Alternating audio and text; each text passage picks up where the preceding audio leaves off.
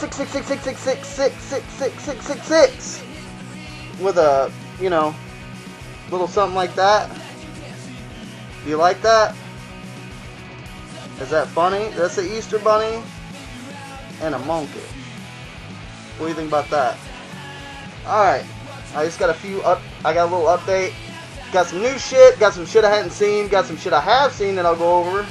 First off, I picked this up. Dr. Jekyll and Mr. Hyde, old 1920s silent movie. I've never seen this version of it. I thought it was really cool. I thought they did a good job for, doing this in the what is it? 1920, exactly. I thought it was a little later than 20. But no, this is a really cool movie. If you dig the whole Jekyll and Hyde story, I'd say pick this up. Then I picked this one up. I'm not, I don't know much about it. It just has, I heard it has some nice gory kills. It's got, John Ireland, Aldo Ray, Alan Hall, Dan Haggerty, and Cameron Mitchell, which, yeah, so I decided to check it out, but I haven't watched it yet. Then I got this beautiful 80s movie here. This is a great movie. This was at Big Lots for like $3. If you dig 80s movies, this is like one of my favorites. Miss OD actually turned me on to this one. It's basically about this bully that's terrorizing the high school, and this one kid decides to stand up to him, and at 3 o'clock, he's going to have a fight. So he's preparing for the fight the whole time. That's pretty much what the whole movie is. Just a lot of fun. Good stuff. Wacky. Then I got 13 Eerie. I decided to give this a try. I seen it at Walmart for like $9, and I seen what's her name? Catherine Isabel was in it. So I was like, all right. So I picked it up, and you know what? The cover may look a little generic, but this is a damn fun zombie flick. If you want to call it a zombie flick, it's more of like a possession infected kind of thing. But it's basically about these students that are taking forensic science. And their teacher takes them out to this old penitentiary where he hid a bunch of bodies, like, just cadavers, like, prisoner cadavers. And they hid them all over the place for them to find and, like, do their little research, like a little, thing like that.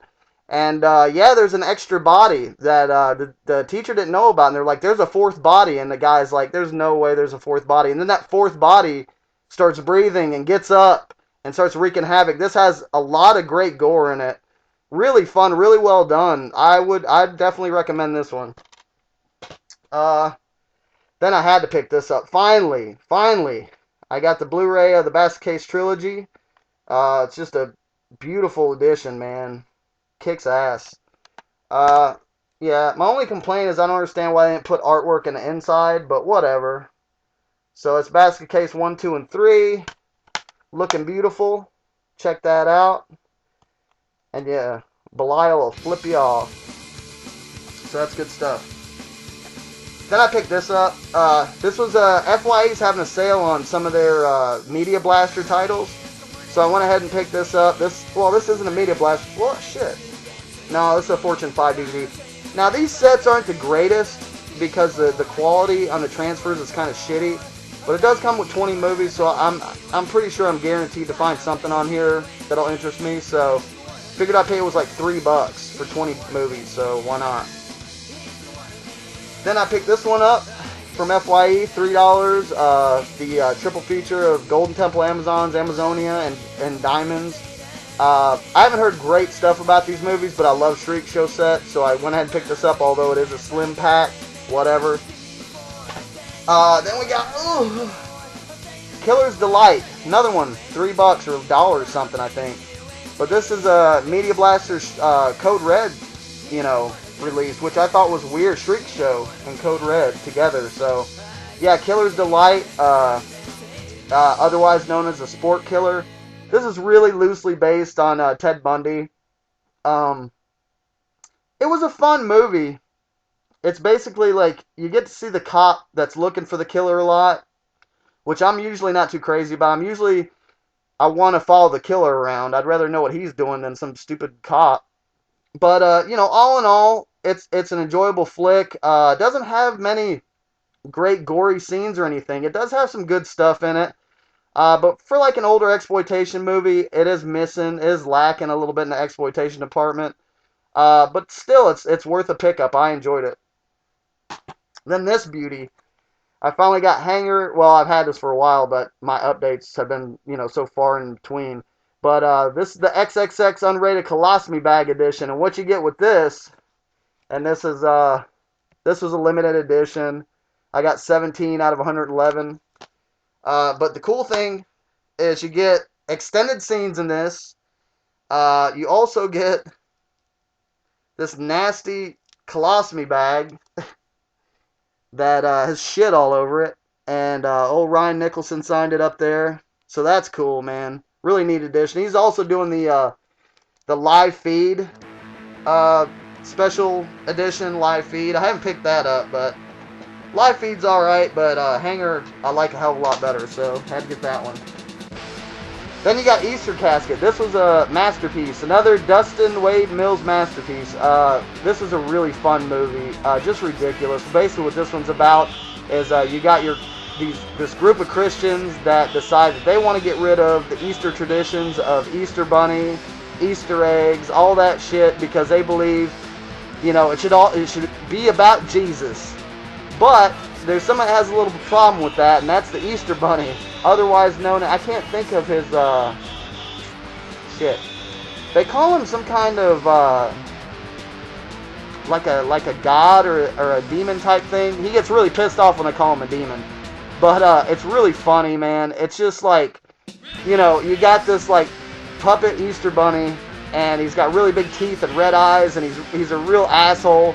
He shoots Easter eggs out of his ass, kills people, he shits on people, he bites people and infects them. You got the main guy here, right there. His name is Asher. He's like the main priest that's going after the Easter Bunny.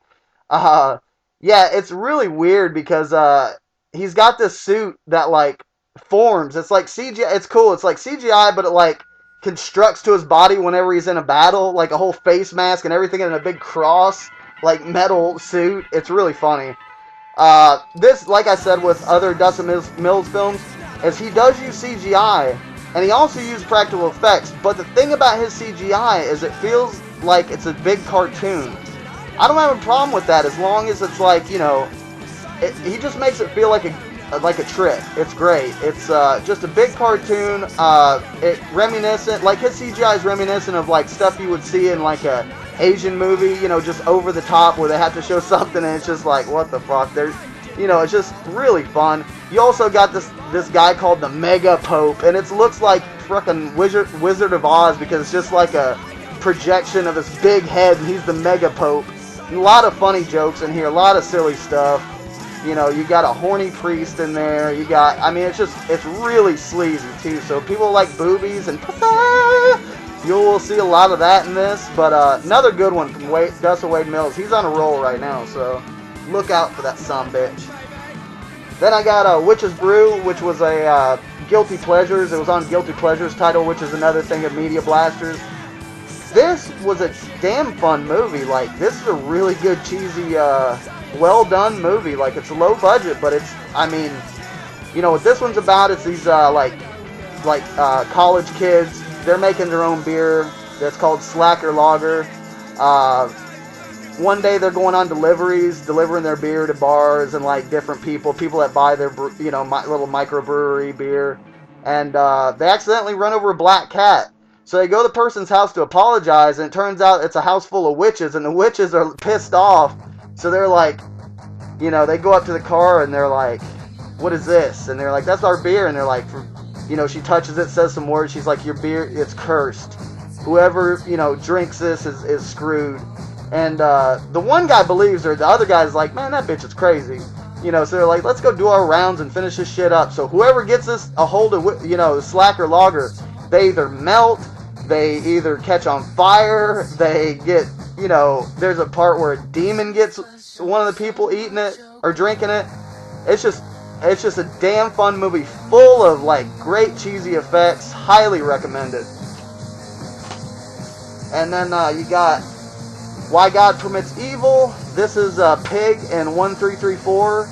It's a short film. I went ahead and picked it up. I don't know much about it. I knew it was a limited edition. you know, 2270. But, yeah, basically it's 2 short films. Pig is actually a black and white short film that was made by a member of the death metal band Christian Death. And shortly after he made that short, he killed himself. So that was really interesting to me. So I went ahead and picked this up. I thought it would be a pretty cool little thing. I haven't watched it yet, though, so suck it. And then I got Zebra Man, which I haven't watched yet. This is Takashi Miike. If you guys have seen this one, let me know how it is. And then I got The Collection. This is a damn fun movie. I don't give a fuck what anybody says. I know it's made by the Saw people, which I enjoyed the first Saw and the second Saw. All the rest of the Saws can suck it. I hated them. The Collection, so far, man, this is like, you know, The Collector was great. This movie's ridiculous. It's basically, what it all boils down to is you got a lot of people that are pretty much locked in a, you know, like a warehouse type deal where there's fucking gadgets and gizmos that he likes to set up that kill them. And he also goes slashing them. So he's a slasher too. So he's got the traps and he's a slasher. So that's just that win-win for me. But The Collection, fun movie. Don't listen to what everybody says. They're crazy. Then I watched movie Richard Sent Me Insane. This movie's really good. I really enjoyed this one. It's basically about this dude that runs a hotel by himself. He don't have any help because his hotel is running so slow because they built a new interstate, you know, farther away from where his hotel is. So he's not getting much business. And, you know, a few people come here and there. And, yeah, I don't want to give too much away, but shit happens. Like, you know, this chick stays and she wakes up. And she's got a photograph, like a Polaroid of herself sleeping on this, you know, beside her when she gets up. So she knows some shit ain't right. But, yeah, I don't want to give too much away on this one. But I want to say the hotel setting is like it's got like 60s Art Deco. So it looks really neat. The cinematography is great. The acting was cool. I love the dude that owned the hotel. I thought he did a really good job. Yeah, check that shit out. That's a Swedish movie. This movie here, this movie here, I don't like to shit on movies, but, so yeah, I picked up Visions of, yeah. So anyway, I picked this up the other day, and if you guys can help me out, I got this for like a couple bucks, and I don't know, I don't know what country it's from, but I don't know if you guys can tell me what that writing is there. I'm thinking like maybe it's a Thai release. I'm not 100% sure though. But yeah, really cool looking edition, man. And I like it. But yeah, I think that's about it for now. I got other shit going on. Let me think. Oh yeah, I went and watched the Evil Dead remake or whatever you want to call it.